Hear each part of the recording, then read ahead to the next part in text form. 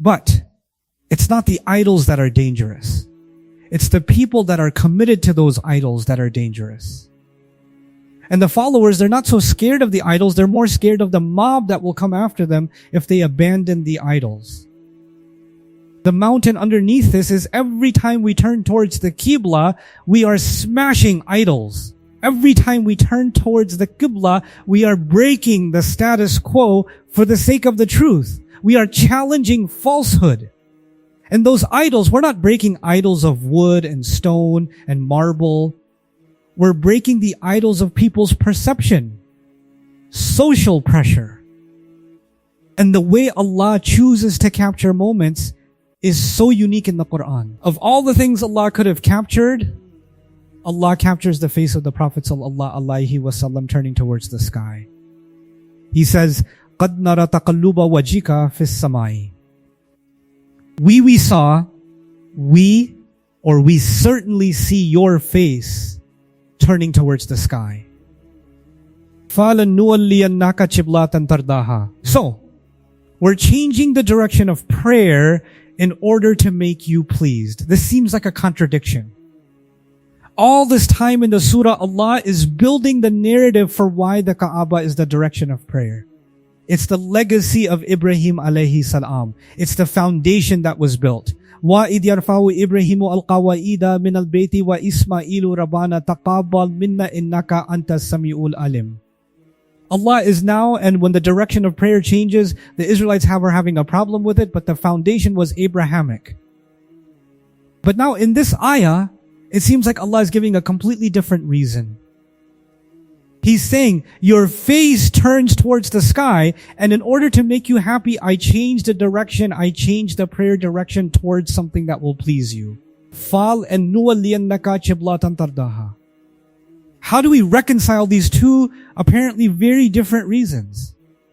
Actually, this is the Quran's beautiful way of saying they're the same reason. Let me take you somewhere several thousand years ago. Ibrahim alayhi salam looks at all these false gods that people worship, right? And he challenges them. He questions all of it. He gets in a lot of trouble for questioning it. But it's not the idols that are dangerous. It's the people that are committed to those idols that are dangerous. And the followers, they're not so scared of the idols. They're more scared of the mob that will come after them if they abandon the idols. Ibrahim alayhi salam has to be made an example out of. He has to be burnt alive. Why? Why does he have to be burnt alive? So nobody else gets any ideas. So nobody else starts thinking this is a possibility for you. It's not those gods that made sense. It's actually staying safe in that society by following the status quo that made sense. If you think of it in those terms, then the actual God, what are the actual gods, weren't those idols. The actual gods were the mob. Were the mob mentality, were the social pressure. That was actually the mob. That was actually the gods. And the one that he challenged isn't just some pieces of wood and metal and stone. The thing he challenged are people's sentiments, public opinion, public, the status quo. That's actually the thing that becomes the object of worship. And so, once again, why am I taking you back there? Because there's a moment Allah captures in this life of Ibrahim alayhi salam when he says, for another time for no zoom. He just stared towards the stars that thousands of years ago Allah captures a moment with his divine camera of Ibrahim alayhi salam turning to the sky and just looking at the stars because he's sick of what they're doing with Allah's religion. And thousands of years later, Rasulullah sallallahu alaihi wasallam is in Medina and he has now been expelled from Mecca from the same people who were committed to the violation of the Kaaba, and he's now he has to turn his back towards the Kaaba to pray towards Jerusalem. And he wants to go back to the same legacy and the same struggle that made Ibrahim thousands of years ago, alayhi salam, turn towards the sky and say, I'm feeling sick. And then the same thing sickened the Prophet sallallahu alaihi wasallam. It's like he felt like there's a piece of his connection to the same legacy of Ibrahim alayhi salam that's now been taken away, or it's missing because he's not turning his focus towards the Qibla. Allah says, we will surely turn you towards a direction that pleases you. So we're turning your direction, and you're turning you towards a direction that pleases you. What pleases him is to be realigned with the legacy of his father Ibrahim alayhi salam. So now we get two loyalties to tradition. There's a way that you can hold on to your tradition and society and culture and heritage that is the way of most people. And then there's a way of you who can hold on to the legacy of what your father Ibrahim alayhi salam actually represented. You know, it's almost ironic. When you follow a tradition, you follow what everybody else follows. But Ibrahim alayhi salam, his tradition, what he left behind is to follow the truth. Follow your mind. Follow the evidence. Follow your conscience. And when you follow that, doesn't matter who gets upset. Even if the entire society gets upset, everybody around you gets upset, doesn't matter. Doesn't matter who says what. You follow your conscience. And that's the legacy he left behind. The legacy he left behind is actually one of inquisitive questioning and thinking and investigating and then arriving at the truth. And the Rasul of Allah sallallahu alaihi wasallam is inviting people back to the truth. That's why the Quran, one of its central themes is think and arrive at the truth. Think and arrive at the truth. It's actually going back to that same foundation that was laid by Ibrahim alayhi salam. Now, having said that, so now that the direction has been changed, the Prophet is told sallallahu alaihi wasallam, wherever you may be, turn your faces in that direction. It's not just about a ritual. The ritual is the top of this incredible iceberg. The part that we see, we turn towards the Kaaba, we pray towards the Kaaba. That's the part that's so easily observable. What's the iceberg underneath it? What's the mountain underneath this? The mountain underneath this is every time we turn towards the Qibla, we are smashing idols. Every time we turn towards the Qibla, we are breaking the status quo for the sake of the truth. We are challenging falsehood. And those idols, we're not breaking idols of wood and stone and marble. We're breaking the idols of people's perception, social pressure. Today, in our day and age, that's become a digital phenomenon, isn't it? It's not the pressure that comes from your grandpa or grandma because people don't really respect their elders like that anymore around the world. It's not the pressure that comes from the village, even though that's in some places still the case. Now it's the pressure from the comment section. It's the pressure from the algorithm. It's the pressure from what are influencers going to say about me? Are they going to smear me? Are they going to talk about me? Is this going to be acceptable? Is this going to get me canceled? Is this going to get me my account blocked, etc.? There's a social acceptability on the inner in the virtual world now, which is the same ignorance that used to exist in a village thousands of years ago. It's just a technologically advanced version of the same ignorance. And that has become the new God that has to be smashed. That has become the new God that has to be faced, that has to be confronted.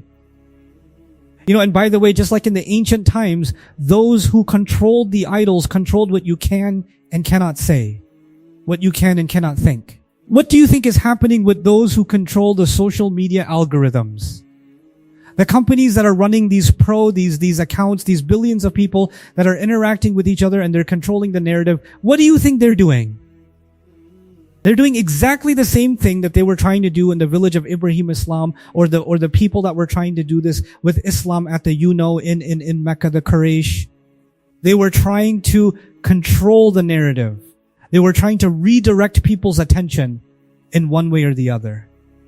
So Allah says, okay, what do we learn in that ayah? It started with his face turned towards the sky because he knows the truth and he's committed to the truth. But then he says, and there are those who've been given the book, no doubt about it. They already know it's the truth from their Rabb. They already know it's the truth. And Allah is not unaware of what they're doing. It's an amazing thing to say, because if I take you back to Ibrahim alayhi salam thousands of years ago, when he questioned the idol worshippers, there's a moment in which Allah says they went inside of themselves and they knew that they're the ones that are lying. They recognized it is the truth that he's saying, but they opposed him and burned him anyway.